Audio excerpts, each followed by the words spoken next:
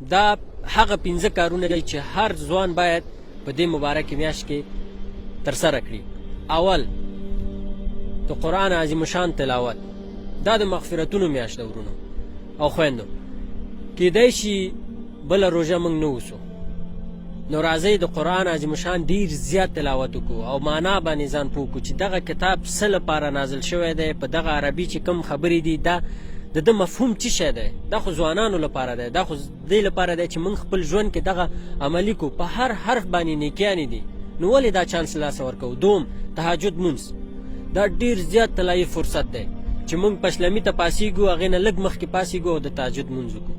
که نور وخت ډېر ورونه ماشاءالله کوي یا نه کوي، خو دې میاشت کې باید ځان سره دا تقسیم اوقات وټاکو چې موږ هره شپه د تهجد مونځ وکړو. انشاءالله امت اسلامي او خپل هېواد ته دعاګانې وکړو. دریم صدقه ورکول، یعنی هر وخت صدقه ښه ده، خو د روژې مبارکې میاشت کې ډېر زیات کوشش وکړئ چې صدقې ورکړئ، د بل مسلمان لاسنیوی وکړئ، خلکو سره خیر کار کې منډې ووهئ. پنځم غریبو خلکو سره په روژه ماتي کې مرسته کول، ځکه یو چاته چې تاسو روژه ماتی ورکوئ هغه توان نه لري، داسې اجر لري لکه هغې چې کومه روژه د هغې اجر نه هېڅ نه کمیږي، خو تاسو ته هم الله تعالی اجر درکوي.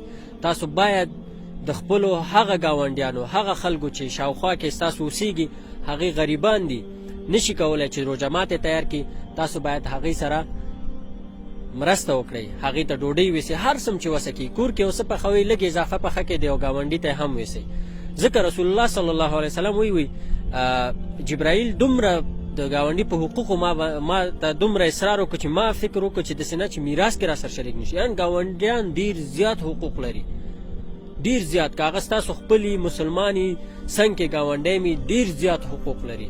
یعنې دا نه چې هغې تاسو سره نه کوي، اصلي حق دا دی چې هغه تا سره نه پالي او ته ورسره پالي، هغه تا سره بده رویه کوي ته ورسره ښه رویه کوي، هغه تا سره بد اخلاقي کوي ته ورسره ښه اخلاق کوي. دلته متاسفانه چې ګاونډي ښه کار ونه کوي، سلام نه اچي، زه ورته سلام نه اچوم، دا یو ستونزه ده. اسلام دا نه وایي. یعنې دا څلورم کار شو چې تاسو باید د روژې مبارکې میاشت کې وکړئ. پنځم ښه اخلاق. متاسفانه کله چې روژه راشي ډېر خلک سر او کار جنګ سره یي، بس په عادي خبره جنګ، هغه ته جنګ، کور کې جنګ، خپل خپلوان سره جنګ، مور و پلار سره جنګ، موټروان سره جنګ. ځکه بهترین سړی هغه دی چې ښه اخلاق ولري. دا هغه 15 ښه کارونه، مهم کارونه دي چې تاسو د روژې مبارکې میاشتې کې عملي کړئ چې تر څو تاسو ټول کال په ده باندې پوه شئ او عادت شئ. داسې ډېر نور کارونه دي، مهم کارونه دي چې هغه باید تاسو د روژې مبارکې میاشتې کې وکړئ. د دې طلایي فرصت نه استفاده وکړئ او جنت وګټئ.